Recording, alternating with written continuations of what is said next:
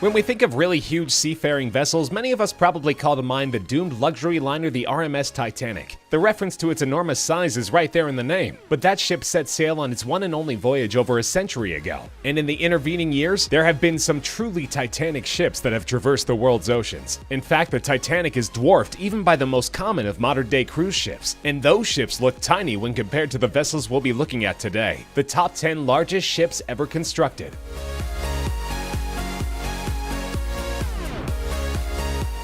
For reference, a ship's size is measured using a specific set of specifications. Of course, these generally include length and width, often referred to as beam, but also taken into consideration is tonnage, which can be measured in several different ways and is not always a measurement of the ship's actual weight. For our purposes here, we'll be looking mainly at gross tonnage, which is a standard measurement and related to the overall interior volume of the ship. By way of comparison, the mighty Titanic measured 882 feet long by 92 feet wide, with a gross tonnage of 46,328 tons. Impressive, but not even close to the specifications of the first and smallest ship on our list, the MS Vale Brazil, owned by the Brazilian firm Vale. The ship is the largest bulk carrier in the world. Construction on the vessel was completed in 2011, and it was designed for transporting iron ore from Brazil to Asia, capable of hauling enough steel at one time to construct 3 Golden Gate bridges. The MS Vale is 1,188 feet long and has a width or beam of 213 feet, with a gross tonnage rating, or GRT, of an astonishing 198,980 tons. Well over 4 times the GRT of the Titanic, Vale is still in service, cutting an imposing figure along the waves of the Atlantic, but its route is highly strategic. Due to Chinese maritime laws, it is unable to enter Chinese ports, as it is simply too heavy. Distribution ports in the Philippines and Malaysia allow its cargo to reach destinations within China.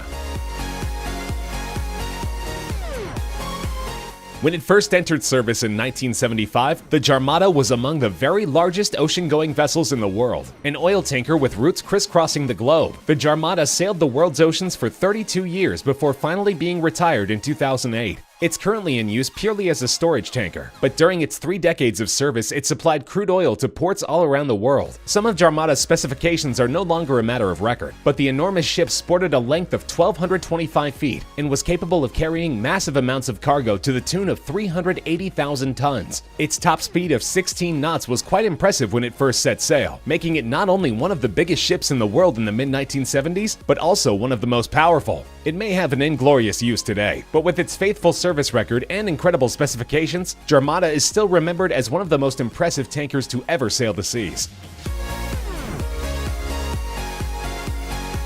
Of course, mighty as it was, the Jarmada-class vessel wasn't the only insanely huge oil tanker navigating the world's oceans in the 70s. The Globetic Tokyo supertanker first set sail in February of 1973 and distributed oil around the world for 13 continuous years. Its 1,243-foot length, longer than 4 football fields put end-to-end, and 203-foot beam made it a sight to behold, as did its distinctive black and red color scheme. Globetic Tokyo could also cruise along comfortably at a speed of 16 to 17 knots, especially impressive considering its gross tonnage rating of 238,232 tons, about 5 times that of Titanic, and deadweight tonnage or capacity of 484,000 tons, over 100,000 tons more than the Jarmada class. The Globetic Tokyo was scrapped in 2003, but at the time it first touched water, it held the title of the largest supertanker in the world. Its sister ship, the Globetic London, which set sail in 1973, had identical length and beam specifications, but amazingly it could hold quite a bit more weight, with a capacity rating which exceeded the Tokyo by a respectable 276 tons.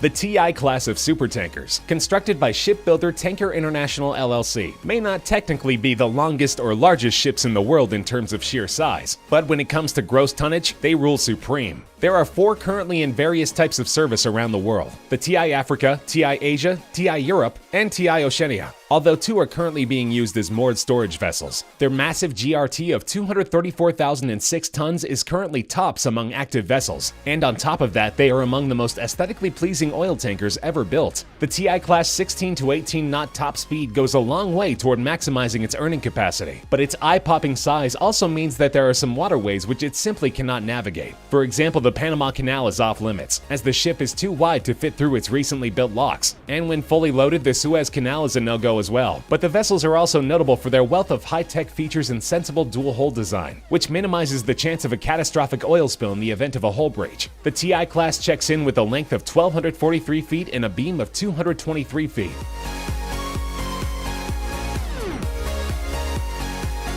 When it was launched on its maiden voyage in 2006, the Emma Marsk was the largest container ship ever constructed. Today it has 7 sister ships, all of which are considered to be among the largest and highest capacity container freighters in the world. The vessel's astounding top speed of 25.5 knots makes it among the fastest vessels of its type in the world, and is due in part to the fact that it is powered by the world's single largest diesel engine, a marvel of engineering which itself weighs 2,300 tons and is capable of a power output of 109,000 horsepower, while burning through 3,600 gallons of fuel per hour. The Emma Marsk boasts an impressive gross tonnage of 174,794 tons and measures 1,302 feet long, with a beam of 184 feet. During the 2006 holiday season, the vessel made headlines for a whimsical reason. The press caught wind of the fact that it was bound for the UK from China, loaded to capacity with Christmas goods. It's for this reason that for only a brief time, the Emma Marsk was known around the world as the SS Santa.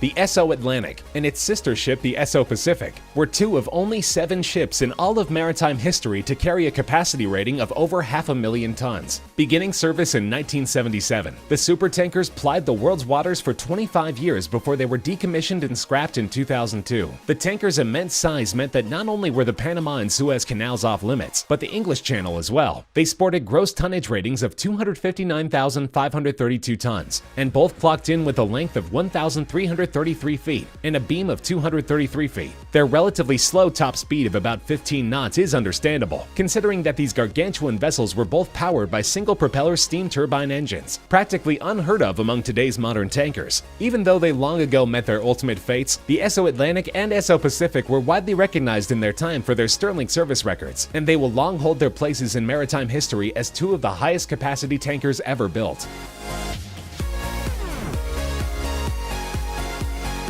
The supertanker Prairial came into service in 1979, the 4th version of the Batilus class of tankers. It was the only one among the 3 others in its class to exceed a decade in service, sailing the seas for nearly a quarter century before it was scrapped in 2003. Over all those years, the ship was also known to go by other names, such as Sea Brilliance, Hellesphos, and most appropriately, Sea Giant. With a GRT of 274,826 tons, Prairial boasted a cargo capacity that is practically unrivaled in maritime history, somewhere between 555,000 and an astounding 604,000 tons. Its double-propeller quad-steam turbine engine system delivered only a top speed of about 16 knots, but that's still not too shabby for what is considered the 3rd largest ship ever constructed, as 2 of the entries remaining on our list were modified from their original dimensions. Prairial was a whopping 1,359 feet long, with a beam of 206 feet wide, which was challenged only by 2 other vessels. That is until 1981, when the sister ship which gave Prairial's class its name was extended.